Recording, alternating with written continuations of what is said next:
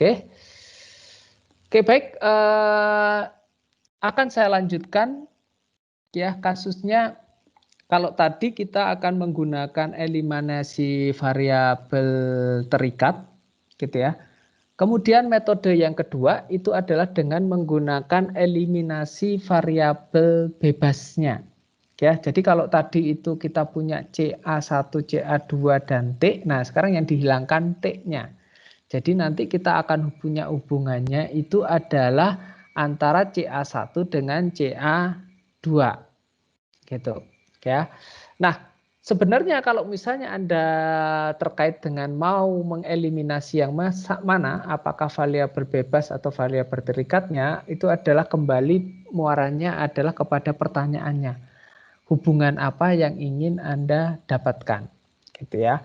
Jadi mungkin saya langsung saja kepada contoh kasusnya. Ini adalah kasus yang kelima, biar kita langsung mempelajarinya. Oke ya. Suatu katalis itu terdispersi di dalam suatu unggun. Ya. Ada yang belum tahu apa itu katalis? Katalis itu apa? Sesuatu apa? Sesuatu yang mempercepat reaksi, betul ya? Betul, Pak. Betul ya. Nah, apa namanya? Kalau misalnya sekarang Anda mendengar yang namanya mungkin di dalam apa namanya ini sudah Anda sering katalis merah putih, gitu kan ya. Itu adalah salah satu bentuk pengembangan dari katalis, gitu ya. Jadi katalis itu bisa berupa fasanya itu bisa berupa fasa padat, gitu ya. Bisa juga berupa fasa cair atau katalis cair, gitu ya. Nah, katalis ini memiliki fungsi yaitu adalah menurunkan energi aktivasi dari suatu reaksi. Jadi kalau Anda ingin menjalankan suatu reaksi, katakanlah ada reaksi A menjadi reaksi B, ya. Syarat terjadinya suatu reaksi itu apabila dia itu mengalami tumbukan, ya. Jadi tumbukan itu adalah prasyarat. Kalau nggak ada tumbukan, nggak ada pertemuan, ya tentu aja tidak akan bisa bereaksi, gitu ya. Nah, tetapi selain tumbukan itu ada syarat yang lain. Jadi tumbukan itu belum tentu juga akan menghasilkan suatu reaksi, gitu ya. Bisa jadi dia cuma tertumbuk saja, ya, terus kemudian pergi lagi, gitu ya. Seperti Anda dengan misalnya Anda jalan, gitu ya, ketabrak orang lain, ya udah begitu Anda tertabrak, gitu ya. Apa namanya yang terjadi itu adalah ya udah semuanya minta maaf terus kemudian pergi. Nah itu beda kalau misalnya Anda bertabrakan gitu ya, apa namanya entah sengaja atau tidak sengaja, mungkin dengan apa namanya misalnya lawan jenis kemudian saling berkenalan. Nah itulah sebenarnya bentuknya itu adalah reaksi itu yang kita harapkan itu adalah seperti itu ya. Jadi setelah bertumbukan ada terjadi interaksi gitu ya. Nah, interaksi ini itu yang disebut sebagai energi aktivasi. Ya, jadi misalnya setelah tumbukan tersebut gitu ya, apa yang Anda lakukan? Oh, mohon maaf gitu. Terus kemudian apa yang Anda lakukan, minta nomor dan lain sebagainya. Nah, itu adalah bentuk energi aktivasinya itu seperti itu, gitu ya. Jadi apa namanya keberanian Anda untuk mengutarakan, meminta nomor dan lain sebagainya itu adalah bentuk energi aktivasinya seperti itu, ya. Nah, energi aktivasi itu biasanya tinggi sekali. Ya, kompensasinya itu biasanya itu diberikan temperatur yang tinggi juga, ya, supaya untuk meningkatkan dari probabilitas dia untuk melewati energi aktivasinya. Ya, misalnya oleh karena itu kalau misalnya Anda lihat beberapa reaksi itu dijalankan pada temperatur tekanan tinggi. Misalnya reaksi untuk mendapatkan metanol. Metanol itu sekitar tekanannya itu bisa sampai 80 bar. Ya, temperaturnya itu sampai ratusan. Ya, itu adalah metode kita supaya mendapatkan produk. Ya. Nah, oleh karena itu supaya tidak terlalu ekstrim, apa yang terjadi itu adalah kita harus menyediakan tempat. Ya, itulah yang disebut dengan katalis. Jadi katalis itu dia tidak ikut berinteraksi, ya. tetapi dia itu cuma menyediakan tempat sedemikian hingga nantinya itu reaktan itu bisa saling bertumbukan dan efektif untuk terjadinya suatu reaksi. Ya. Nah, caranya dia gitu ya, dengan adanya tempat itu, energi aktivasi tadi gitu ya, keberanian Anda untuk tadi itu meminta nomor dan lain sebagainya itu dijembatani. Ya. Jadi sekarang energi aktivasinya karena sudah ada tempat tadi gitu ya. Jadi tidak terlalu tinggi lagi. Ya. Nah, ini sangat penting sekali karena apa? Ya, kalau energi aktivasinya terlalu tinggi, gitu, yang terjadi itu adalah bukannya produk yang terjadi, bahkan bisa-bisa itu adalah kembali lagi menjadi reaktan. Ya, jadi produk yang sudah terjadi itu bisa lagi balik lagi menjadi reaktan. Ya, jadi oleh karena itu penyediaan katalis ini sangat penting sekali untuk industri kimia. Hampir semua reaksi di industri kimia itu sudah menggunakan yang namanya itu adalah katalis. Oke, saya kasih contoh saja. Kalau misalnya seandainya Anda tidak punya katalis, tidak ada katalis, ya, reaktor yang Anda gunakan untuk memproduksi yang namanya amonia. Amonia itu reaksi antara N2 dengan H2. N2 itu inert. Inert itu artinya tidak aktif. Gitu ya. Sulit sekali diaktifasi, gitu ya. Atau sulit sekali untuk bereaksi. Ya. Hidrogen sebenarnya juga sama. Ya, jadi Anda mereaksikan dua senyawa inert. Ya. Nah, apa yang terjadi kalau dua senyawa inert ini energi aktivasinya tinggi sekali? Ya, jadi dulu ada hitung-hitungannya gitu ya. Konversi kalau misalnya tanpa reaksi itu hanya mendapatkan 0,0000 sekian. Gitu ya. 0,00 kecil sekali. Ya. Nah, terima kasih kepada siapa nih, Haber-Bosch ya, yang sudah mendapatkan katalis gitu ya, yaitu menggunakan katalisnya itu adalah Fe atau besi. Ya, kalau Anda melihat cerita-cerita Haber-Bosch gitu ya, katalis Fe itu ditemukan setelah dia mencoba ratusan katalis, dan itu adalah katalis yang tersisa tinggal satu yang belum dia uji coba.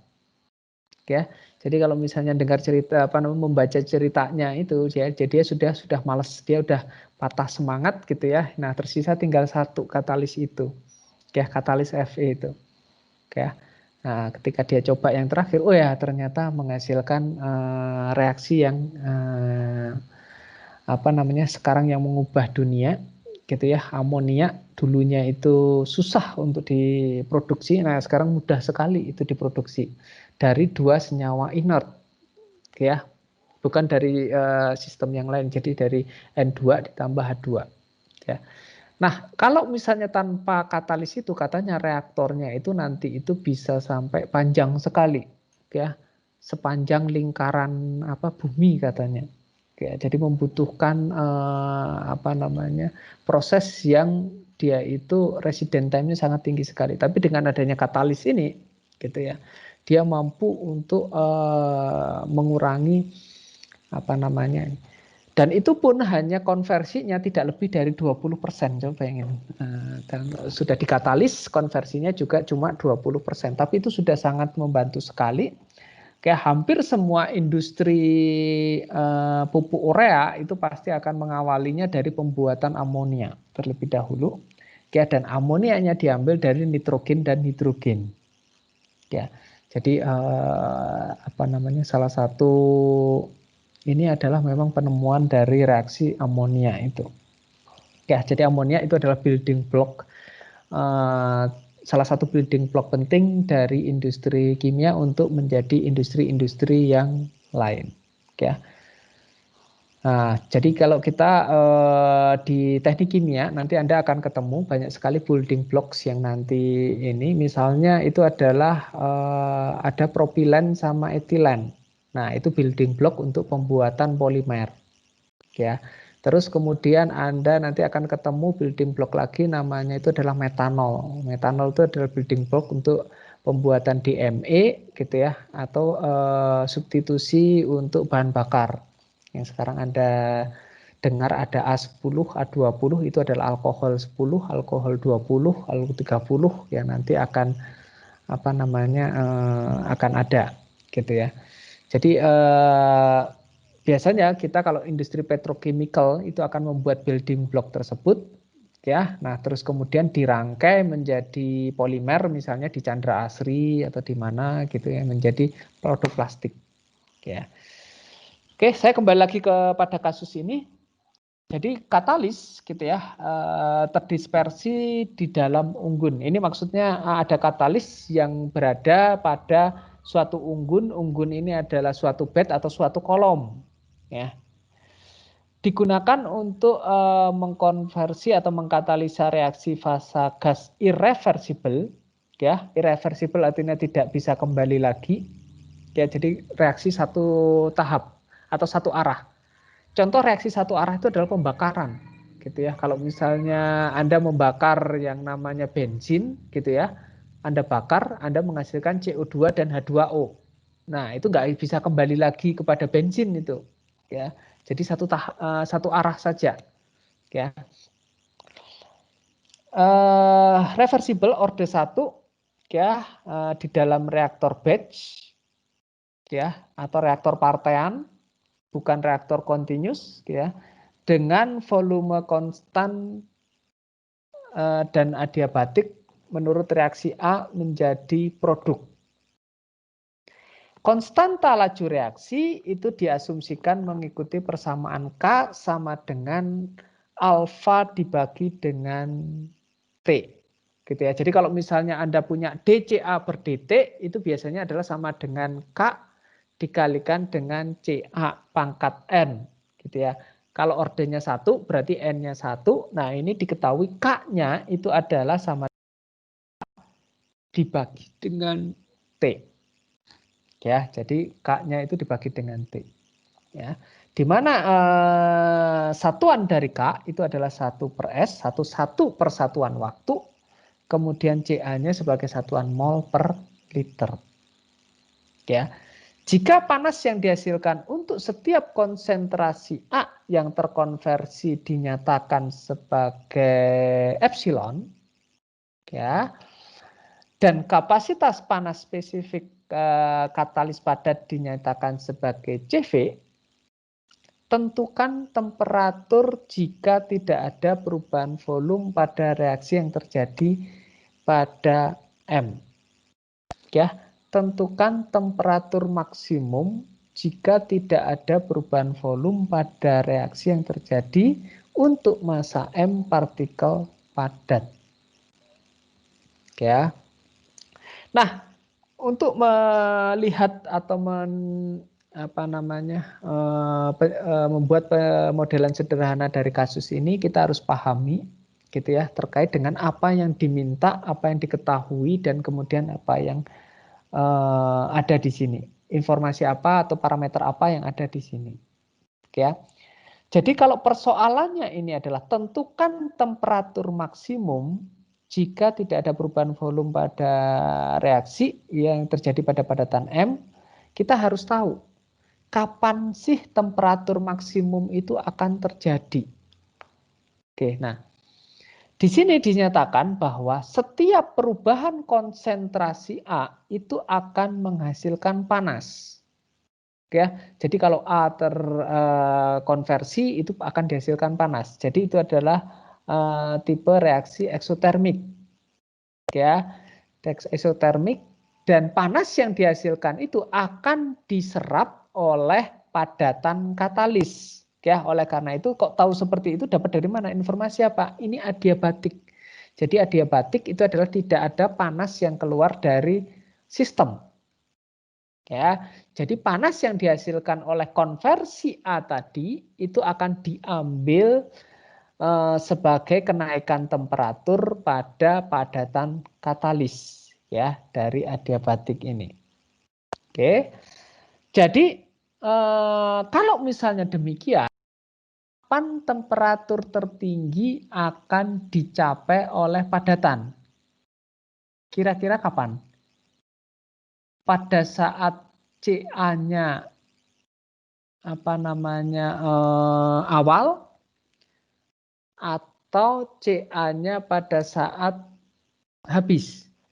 Kira-kira kapan? Ada yang bisa menjawab pertanyaan ini? Ada kalimat setiap konsentrasi A yang terkonversi itu akan digunakan untuk meningkatkan temperatur dari katalis. Ya. Jadi kapan kira-kira temperatur tertinggi dari padatan katalis akan tercapai? Itu adalah pada saat konsentrasi A habis. Betul nggak? Betul? Betul. Ya. Jadi karena apa? Kalau misalnya ada konsentrasi A itu terkonversi, berarti dia masih menghasilkan panas. Panas digunakan untuk menaikkan temperatur bed. Gitu ya. Terus kemudian kalau misalnya ada Ca lagi, ya udah itu masih akan dikonversi lagi mendapatkan temperatur. Ya. Jadi misalnya begini, katakanlah saya punya Ca itu awalnya 100%. Ya. Terus kemudian apa yang terjadi setelah 1 menit terkonversi menjadi 50 gitu ya. Jadi Ca-nya dari 100 ke jadi 50 itu menghasilkan panas. Nah, panasnya mungkin sekarang katakanlah panas di padatannya sekarang naik dari 30 menjadi 50. Oke ya. Apakah itu temperatur maksimumnya dia dari padatan? Tunggu dulu. 50% dari konsentrasi tadi itu ya, itu masih akan terkonversi lagi pada menit berikutnya. Ya, misalnya dari 50 menjadi katakanlah sekarang 20. Dari 50 menjadi 20 itu menghasilkan panas lagi. Nah, panas itu diambil lagi oleh padatan katalis untuk naik lagi. Ya, jadi tadi dari 50 derajat sekarang naik menjadi katakanlah 100 derajat. Gitu ya. Nah, apakah 100 derajat ini menjadi temperatur maksimumnya dia? Masih ada tuh. A-nya masih ada 20%. Ya, jadi 20% itu di menit berikutnya terkonversi menjadi katakanlah 10%. Nah, perubahan dari 20 menjadi 10 itu menaikkan menghasilkan panas. Nah, panasnya ini dipakai lagi untuk menaikkan temperatur dari si padatan ini tadi. Jadi naik lagi nih 100, naik lagi menjadi misalnya katakanlah 120. Ya, apakah 120 itu adalah temperatur maksimum dari padatan ini? Loh, kan masih ada 10%. Ya, jadi intinya itu adalah temperatur tertinggi dari padatan katalis itu akan dicapai apabila konsentrasi A-nya itu sudah habis terkonversi. Ya, loh, memang nanti nggak mengalami pendinginan dengan ini. Nah, ingat lagi kepada kasus kita. Kasus kita ini adalah kasus di sini ada kalimat adiabatik. Adiabatik itu artinya itu adalah tidak ada panas yang akan keluar dari sistem. Ya, jadi seluruh panas itu akan diambil oleh sistem. Ya, dalam hal ini adalah katalis untuk meningkatkan temperaturnya dia. Gitu ya. Jadi kalau misalnya demikian, ya, misalnya demikian, apa yang harus kita lakukan? Nah, ini kita harus pinter-pinter. Kita nggak usah mencari berapa nilai gitu ya sebagai fungsi dari T ya, T waktu nggak perlu. Karena apa? Kita pahami di situ adalah bahwa temperatur tertinggi akan terjadi kalau misalnya konsentrasinya itu adalah sama dengan 0 atau semua sudah habis terkonversi. Ya, dari pemahaman itu gitu ya, kita bisa ambil strategi penyelesaian untuk adalah tidak untuk mencari hubungan T temperatur terhadap T kecil atau waktu, tetapi yang lebih efektif adalah kita cari hubungan antara temperatur terhadap konsentrasinya. Ya, nanti kita akan cari di mana pas konsentrasinya itu 0 atau mendekati 0 di mana seluruh reaktan itu akan habis terkonversi. gitu ya. Oke. Nah, nanti kalau misalnya kita pakai hubungan T terhadap T besar terhadap T kecil gitu ya, kita malah nggak tahu.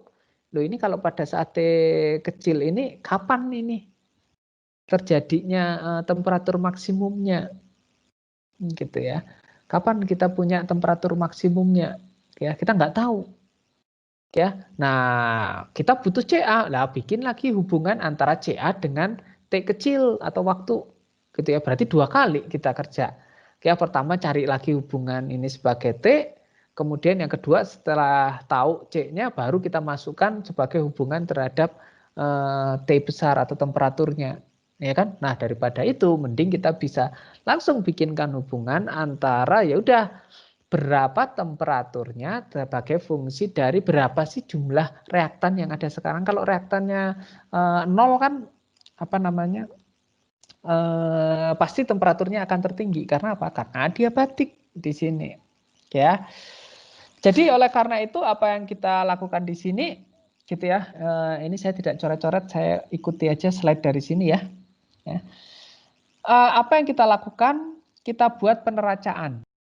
Nah, ada 2 peneracaan yang nanti akan kita bikinkan, yaitu peneracaan 5.3 dan 5.4. Ya.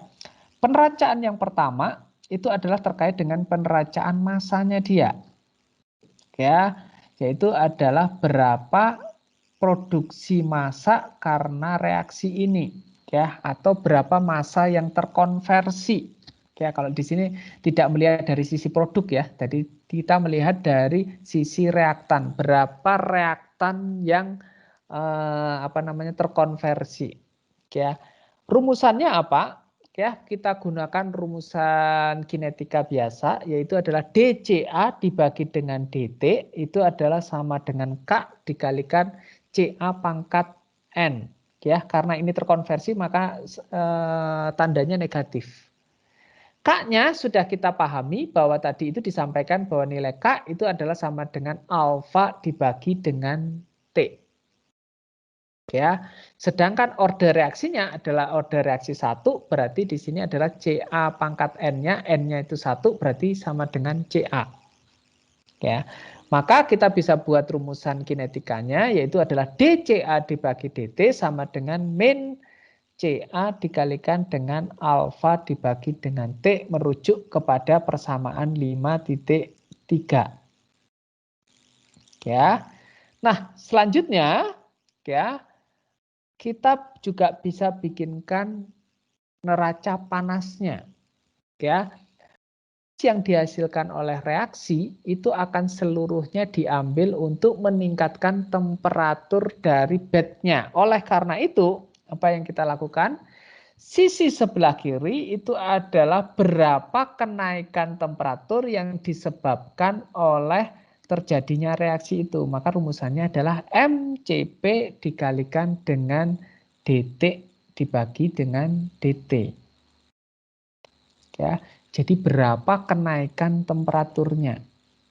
Oke. Sedangkan di sebelah kanan itu adalah berapa yang panas diproduksi dari timbulnya reaksi ini. Ya, jadi berapa panas yang ditimbulkan oleh ini. Jadi tadi disampaikan bahwa panas yang keluar untuk setiap perubahan CA itu adalah sebesar epsilon. Ya, jadi kita akan punya epsilon dikalikan dCA dibagi dengan dt.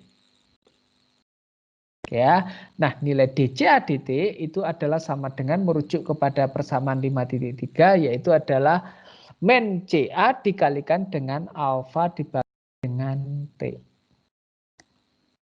Oke, baik. Ya. Terus apa yang kita lakukan terkait dengan hal ini gitu ya. Di 5.3 kita punya di ruas sebelah kanan itu adalah CA dikalikan alfa dibagi dengan T. Di rumusan 5.4 kita juga punya di ruas sebelah kanan itu ada fungsi sebagai CA dikalikan alfa dibagi T.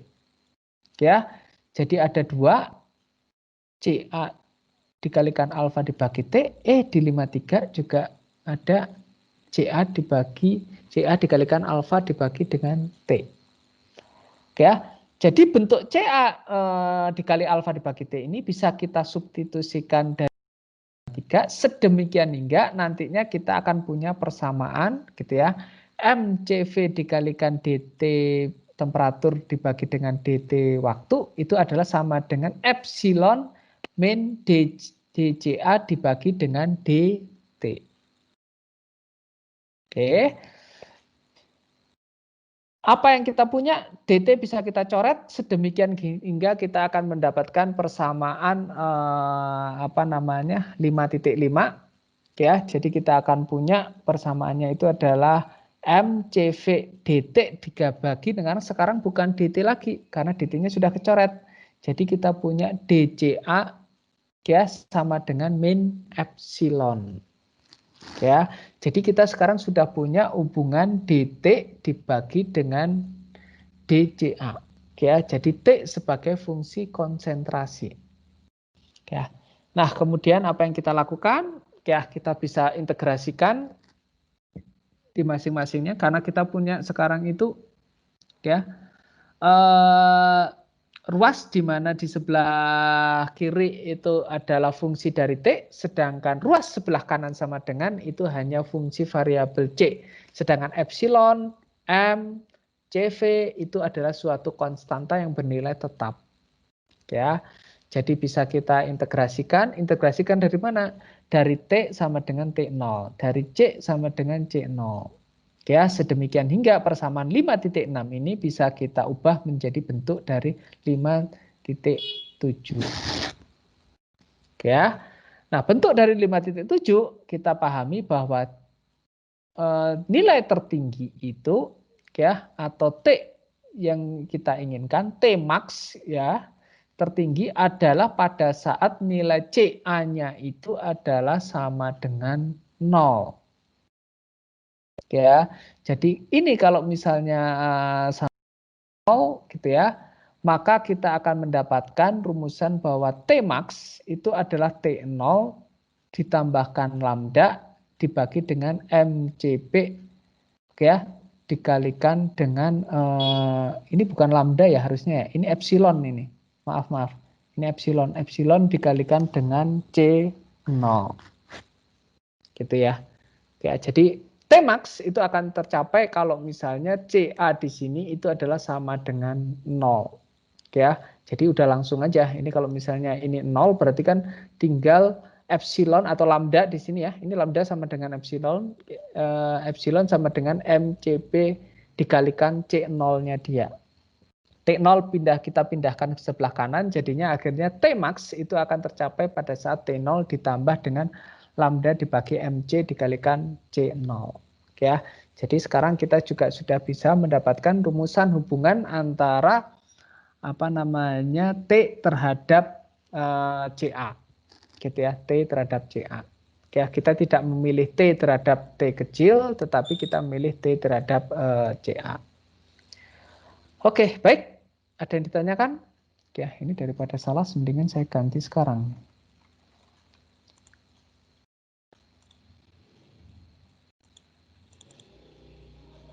Oh, nggak bisa.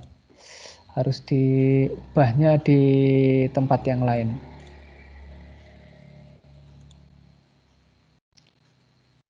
Tidak ada pertanyaan? Mau nanya, Pak? Ya, silakan. Tadi untuk yang persamaan yang kedua sih masih belum dapat itunya nentuinnya, Pak. Oke, persamaan yang kedua, yang mana? Yang ini ya? Yang 5.4. 5.4. Oke ya. Kalau 5.3 tidak ada masalah?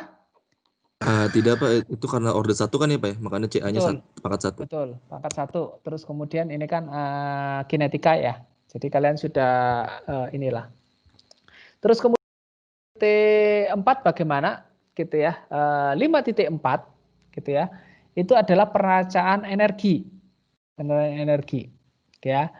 Nah, kita tadi tahu untuk kasus yang kita hadapi itu adalah adiabatik. Ya, jadi di sini faktor dia hilang terhadap lingkungan gitu ya, itu bisa kita hilangkan. Jadi apa? Panas yang diproduksi oleh reaksi itu akan diambil oleh katalis. Ya. Jadi panas yang diproduksi oleh reaksi itu adalah diambil oleh katalis. Ya. Di dalam soal diketahui bahwa ya panas yang diproduksi itu adalah berjumlah epsilon ya untuk setiap konsentrasi A yang terkonversi. Ya. Jadi di sini kita bisa membuatkan itu adalah sebenarnya untuk produksi panasnya itu adalah epsilon dikalikan dengan dCA per dt, kan? Ya, nah dCA per dt itu punya rumusan itu adalah min Ca dikalikan alfa dibagi dengan T. Ya, oke, jadi kita punya sebentar ya. Epsilon, oke, maaf. Energi yang terproduksi itu adalah Ca dikalikan dengan ini benar. A alfa dikalikan dengan T. Ya, betul. Ya, yang dimana ini sebenarnya notabene itu adalah dCA per dt. Ya. Karena apa? Karena ini ada kalimat di sini bahwa jumlah energi yang dihasilkan epsilon itu adalah untuk setiap konsentrasi A yang terkonversi. Ya. Jadi kalau misalnya dari saya itu adalah biasanya epsilon saya epsilonkan terlebih dahulu dikalikan dengan dCA per dt. Berapa jumlah perubahan Ca untuk setiap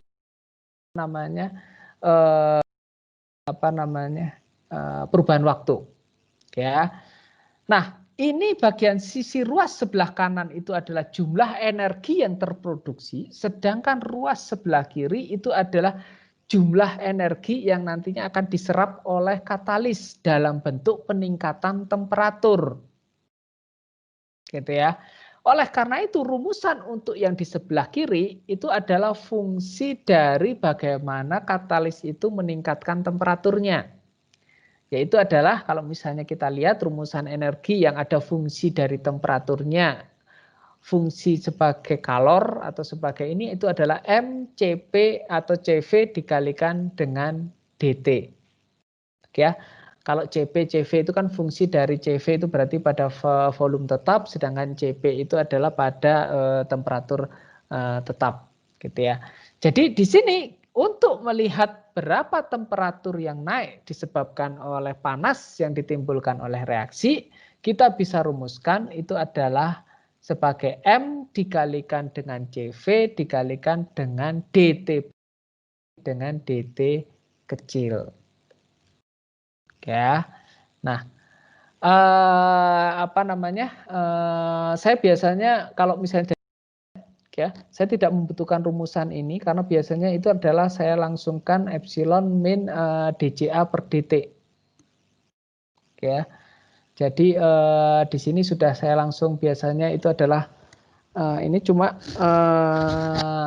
ya perlu nanti saya cek lagi itu ya kenapa dia menggunakan rumusan Ca dikalikan alfa dibagi dengan T. Tapi yang pasti itu adalah untuk yang bagi sebelah kanan ini ya ingatlah terkait dengan panas yang dihasilkan setiap konsentrasi A yang terkonversi. Area A terkonversi itu berapa gitu ya. Area A yang terkonversi itu adalah sebenarnya dCA tadi. dCA dibagi dengan dt gitu ya. Jadi itu yang nantinya Anda gunakan untuk menggantikan sisi yang di sebelah kanan. Jadi kalau saya itu langsung epsilon dCA dibagi dengan dt. Ya, begitu ini sudah dCA dibagi dt, ya udah kita coret dt. Tapi ingat dCA-nya apa? Ca-nya itu adalah turun. Jadi Anda harus punya nilai di sini adalah negatif.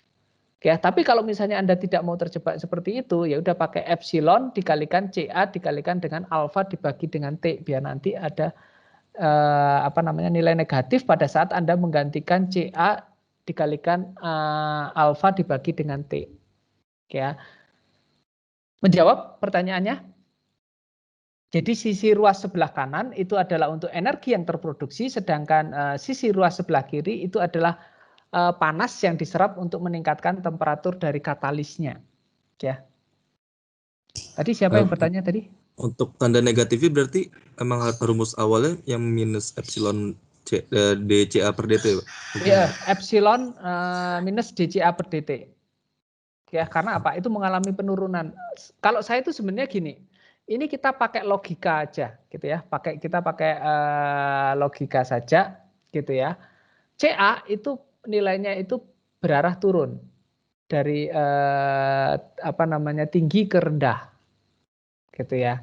Jadi oleh karena itu supaya dia tidak nanti menghasilkan negatif, kalau misalnya ini negatif, apa yang terjadi? Temperaturnya bukannya malah naik, nanti malah turun, betul kan?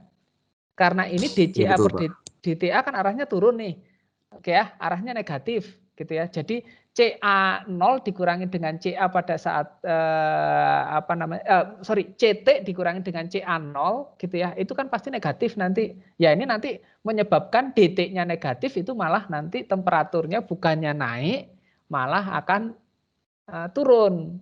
Karena apa? CA dikurangi dengan CA0 itu kan negatif. Jadinya ini malah jadi turun. Oleh karena itu, untuk menghindari turun dan dikarenakan ini memang reaksi konversi, ya reaksi konversi itu maka nilainya itu adalah min DCA per dt. Jadi tolong diperhatikan, kalau seandainya ini itu adalah CA itu adalah produk, ingat ya produk, maka dia positif. Ya, Anda epsilon dikalikan DCA di dt nggak perlu pakai negatif. Ya, kalau itu produk. Ya, jadi tolong diperhatikan di sini, ini adalah kepahaman kita terkait dengan nantinya profilnya akan seperti apa. Ya, kalau ini CA-nya itu reaktan, ingat bahwa reaktan itu dengan berjalannya waktu itu nanti konsentrasinya akan semakin menurun. Artinya apa? Deltanya itu akan semakin negatif dengan menjalankan apa namanya waktu berjalan. Ya, nah kalau nilainya negatif gitu ya, padahal ini proses yang ada di seberang tanda kiri sama dengan itu berarah positif, apa yang harus kita lakukan? Ya harus kita tambahkan tanda negatif, gitu ya. Jadi ini nanti jangan bingung kalau misalnya, loh ini Pak kadang negatif, kadang positif. Ya Anda melihatnya dari sisi mana?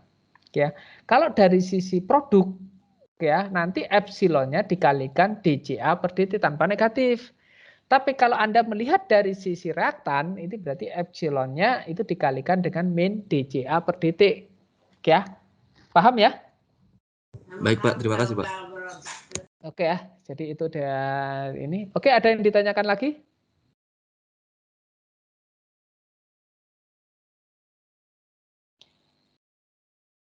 Oke, baik.